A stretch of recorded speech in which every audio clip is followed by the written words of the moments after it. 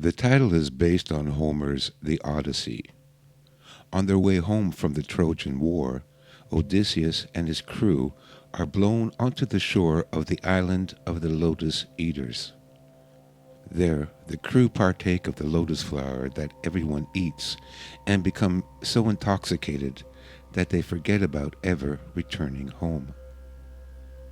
Arriving in Taipei with only $100, the author sets out on a last hurrah to find both a great kung fu master and enlightenment, but soon becomes one of the modern lotus eaters, expats from all over the world that have become so intoxicated by the exotic lifestyle of Taipei's underground that they forget about ever returning home.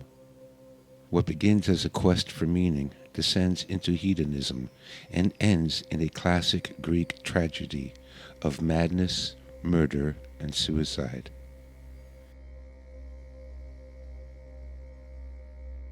Being of Dutch descent allowed me to play a drinking bet with the local Chinese. I would bet them that my ancestors were on the island of Taiwan before their ancestors were. Most Chinese would guffaw and think I was putting them on, but when they saw I was serious about the bet, they took me up. "When did your ancestors arrive on the island then?" I would ask. Even the oldest Chinese families couldn't trace their origin to before Koxinga's arrival in 1645. But the Chinese immigrants from the mainland first had to get rid of the Dutch, my ancestors, which kept me in free beer.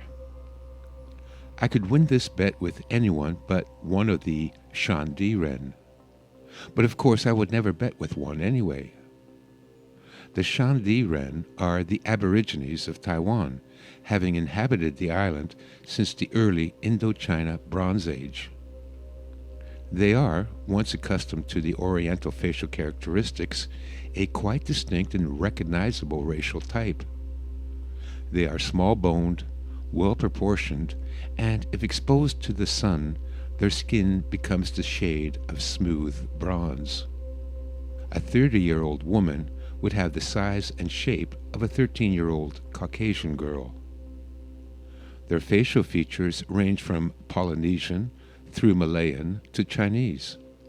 In ancient times, before China and Japan took any interest in the island, the Aboriginals were roughly divided into two groups: the plains dwellers of the Malaysian stock, mixed with Chinese Miao and later Hakka blood, and the pure Malayan stock that lived in the wilderness and practiced the age-old arts of tattooing and headhunting. It was the headhunters that always got everyone into trouble. It seems every so often some shipwrecked sailors would wash up on the island and end up as trophies in the headman's hut. This would enrage the sailors' home countries who, under the pretense of seeking retribution, would try to take over the entire island. First the Chinese from across the strait in Fujian, then the Portuguese, then the Dutch, then the Japanese, then the Chinese again, then the British and American, then the Japanese again. All were invited to invade the island under the pretext of bringing a stop to the barbaric practice. All failed to keep the island. Throughout its history, Taiwan has belonged to China for more time than to any other country, and so Taiwan was considered something of a distant province of China, though not until the last century did China care or even recognize the existence of the island. The Japanese took the island in 1895, and through their efforts, headhunting was finally eradicated. However, stories of the occasional head gone missing still appear from time to time in the local papers. After the fall of the Ming Dynasty in 1644, the arrival of Koxinga, Chinese, mostly Fukienese from the mainland, began pouring in. They forced the Aboriginal tribes out of the fertile plains and into the highlands, where they got their designation as mountain people. The highlands were less fertile and living conditions harsher. Starvation, disease, exploitation, interbreeding, and some indiscriminate slaughter took its toll. After 300 years, the Aborigines were the confirmed losers in the battle of expanding populations and have become an embarrassing minority. Most live in reservations in the more remote counties of central and southern Taiwan. All but a few reserves are typical of those found in North America. Dirt roads through lonely woods would lead to a scattering of unfinished plywood housing units rotting in a barren landscape. Dogs breed among rusted-out hulks of Nissan pickup trucks.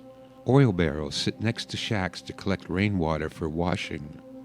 Dirty, half-naked children play among the garbage, dazed by the sheer monotony of it all. The senses, deprived of new stimulation, shut down. People don't notice much because there's nothing much to notice. Chinese school children and church groups would occasionally make a day trip to one of the reservations. Each child equipped with a toothbrush and a bar of soap was instructed to teach the savages the rudiments of personal hygiene. Then there are a couple of reservations that Chinese and Japanese tourists go to. Well-paved roads lead to air-conditioned visitor centers where Aboriginal handicrafts and souvenirs are sold. A grandstand in the design of a wooden palisade stages entertainment, native style. 36 village maidens sing and dance in complete synchrony, each identically dressed in colorful costumes, headdresses, and leggings made of colored cloth and rabbit fur. Then the men, war paint and loincloths, drums beating, dance the dance of the hunters, reenacting the ancient tribal custom of headhunting. Even if that particular tribe had never practiced the custom, it didn't matter. Headhunting was what they were infamous for, and headhunters are what the tourists wanted to see. Afterwards, Chinese office clerks can have their pictures taken with one of the males dressed in loincloth and face paint as he poses, machete aimed at the clerk's neck. Every tourist had a grandmother back in the city that would see the picture and say, "Wah, were you not afraid so close to a headhunter? Why, I read in paper just other day that 3 tourists were found without their heads."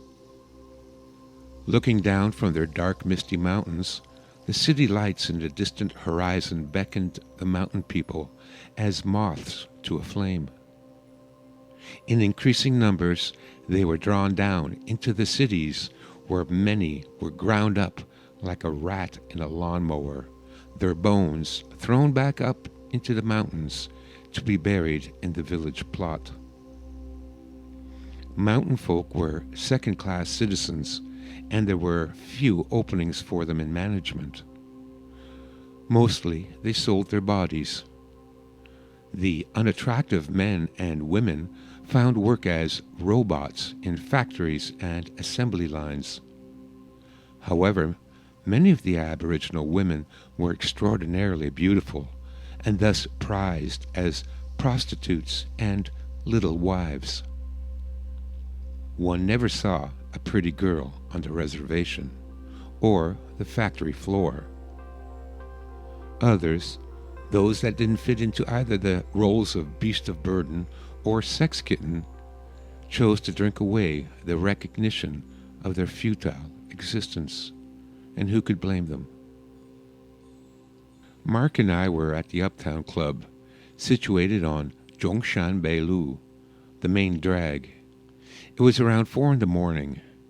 We had made the usual rounds at our favorite watering holes, and the Uptown was the last stop before an early night home. It was a Monday. At this time of night, a few of the triads were hanging around, but they paid us no attention. Christine and Momo were sitting by themselves.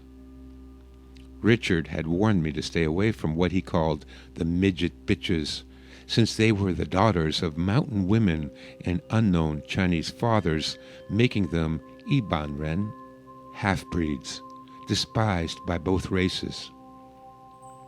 There were 4 in all, and they all looked like sisters. All were under 5 feet tall, with wide, flat faces and high cheekbones made adorable by pixie-like features and small white teeth. Their eyes were larger than Chinese eyes, and their skin tanned and smooth. What made them attractive was the way they moved. There wasn't a hint of self-consciousness. They moved sensuously without it appearing affected the way women usually do when they want to look sensuous. Neither could have weighed more than 90 pounds. Talk among the boys was that their light weight allowed you to hold them by the waist, and while standing up, raise and lower them repeatedly onto your penis as though you were jerking off with both hands. Others claimed that while sitting on your lap, they could raise their legs up behind their heads so you could spin them like a top. Hence their moniker, Spinners. Mark, Bogo, and myself had worked out a fair way of divvying up the ladies. Whoever claimed dibs on a particular girl first got her. Mark picked Christine before I had a chance to even decide between the two. We smiled and waved across the room, and they did the same. We went to their table carrying our beers. The Triad boys glanced our way for a moment, then went back to their conversations. It didn't take Mark and I long to figure out that the girls had divvied us up as well. I was Momo's. I thought Momo to have been in her late 20s, but Richard had said she was past 40. She's been around since the days American GIs came to Taipei for beer and pussy before going back into the jungles of Vietnam, explained Richard. We were sitting in the Shaolin pub a few weeks earlier, and I was listening to Richard's gossip. He always had the best gossip and seemed to know everyone's dirty laundry. I remembered Richard had mentioned something about Momo's first American boyfriend having died in a motorcycle accident 15 years ago. There were unspoken implications that suggested the death wasn't entirely accidental. So, what's the story with Momo's dead boyfriend? I asked. It's a strange story, man. He was U.S. infantry stationed in Taiwan shortly after the Vietnam War. He made serious money selling KP goods on the black market. That's how he was able to afford a Harley. You know that all imported motorcycles have a 200% import duty. I shook my head. That's why you don't see anything bigger than a 125cc. It's the only motor they manufacture on the island, Richard continued. Well, anyway, here he is, this big American, riding around on his big Harley and stomping any gook that got in his way. He pissed off a lot of people. He did something to piss off some local liumeng, and one day, when he and Momo were riding down the street, another motorcycle was coming towards him. Just as they passed, the guy on the back of the oncoming motorcycle swung a baseball bat and caved in his skull. Momo caught a handlebar across the throat when they crashed, and they had to do a tracheotomy. The doctors, of course, fucked it up, which is why Momo talks like she does. But her boyfriend didn't make it. Richard swallowed his beer and yelled for another. Wendy came over, all smiles, showing her perfect capped teeth, ample breasts pressing against a tight, metallic, purple party dress trimmed in pink brocade. Batting her fake eyelashes, she asked in a girlish voice, "You, Smacky, want another drink too?" "No, what I really want is you screaming my name as you dig your fingernails into my back," I said with absolute truth. "Smack, you not rich enough for me. I have very expensive girlfriend. You have to pay my apartment and buy my dresses and give me lots of money every day." "Do you ever do any charity work?" No, Chinese no give charity. You so silly. I get you another vodka. And off she went, without a confirmation.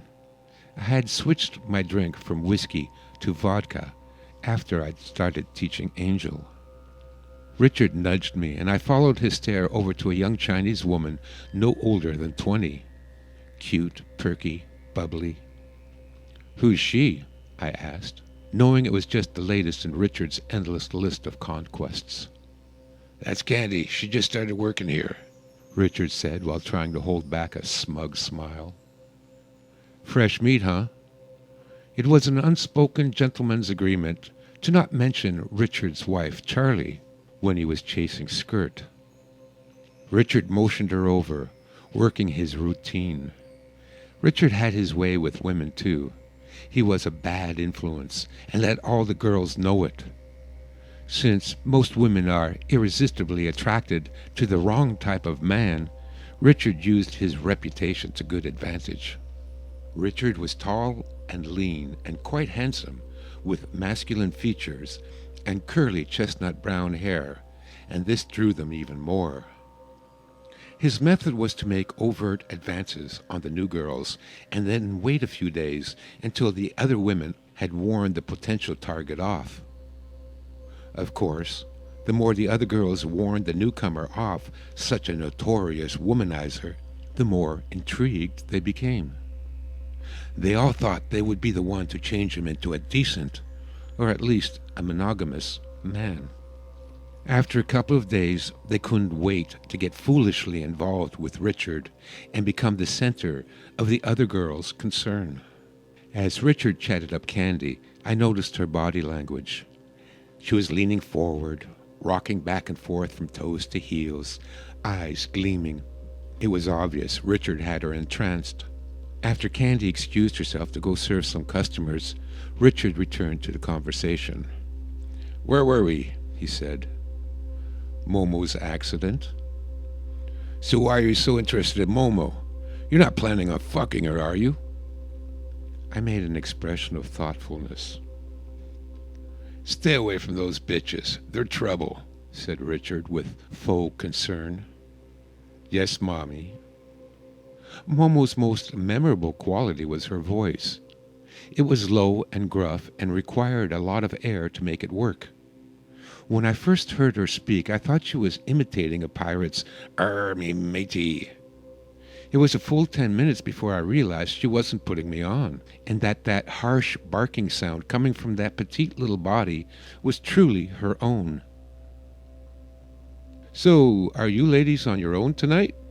began Mark, somewhat self-conscious of using such a cliché line, yet feeling that anything more clever would be lost in translation anyway. "Sure, sit down, don't worry," said Momo. Christine giggled. Mark sat down opposite Christine, I, Momo. "I'm Mark, and this is Smack." "Yeah, we know you guy. This Christine and I'm Momo," said Momo. Mark looked surprised. "We heard about you too," I said, coming to Mark's rescue since he was a little put off by the revelation that our reputation preceded us. "What do you hear? We are bad girl?" Momo cocked her head like a fighter, loosening up. "I heard you girls are trouble." I paused. They would worry that I was about to insult them and are preparing to counterattack, which will get their heart rate up and adrenaline flowing. The endocrine cocktail for love. "Many men fall in love and break their hearts over you." I tried out my bullshit charm. Dale had taught me that trick. Just flatter them, and no matter how outrageous, so long as you held a straight face, they'd buy it. "Ha! You heard that?" Momo barked and snarled her lip in disbelief. "Yes, I heard that because of your great beauty, every man wants you, but when you turn them down, they can never love again." I fought to keep a straight face. "Why, I say, so much bullshit. I never heard so much bullshit before. I better be careful around you. Such sweet talk bullshit. You fucked many girlfriend with that sweet talk, nah?" Momo chattered like an excited chipmunk.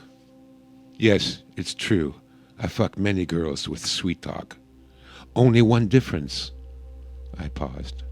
What difference? With all those other girls. I lied. I lied. Ha! Now I know you some bullshit artist. No, you worse. You fucking devil. Momo had learned most of her English from Vietnam war vets. We all have our faults, I shrugged innocently. Hey, don't worry. I like you anyway. Ganbei, said Momo as she lifted her beer bottle, and we clunked bottles, bottoms up. By this time, Mark had engaged Christine in similar bullshit small talk. We continued with the small talk for a few more minutes, but the loud music made it difficult, and much of the time we spent looking around.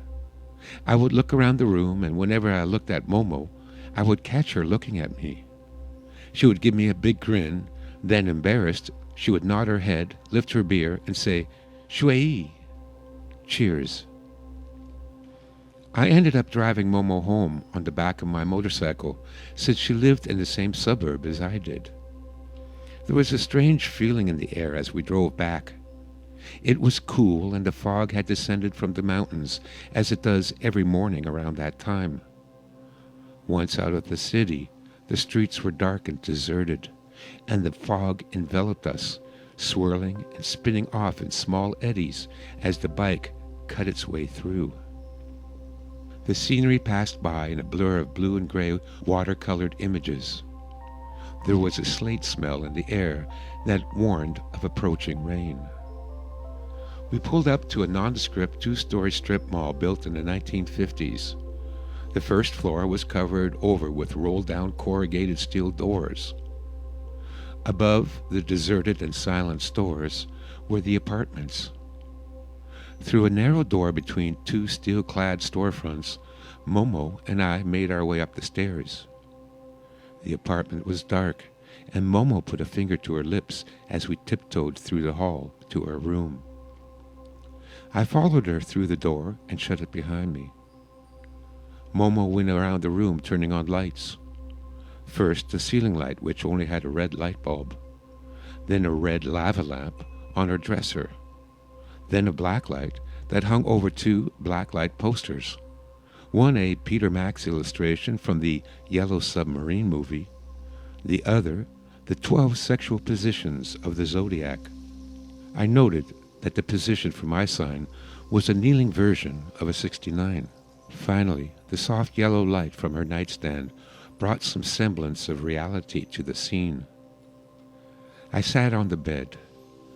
On the dresser was a wood carving of a hand rising from the ground with the middle finger extended in the position known as the bird. Love beads and a peace symbol on a chain was draped around the saluting hand. Momo went to the dresser and lit a large candle and used it to light some sandalwood incense.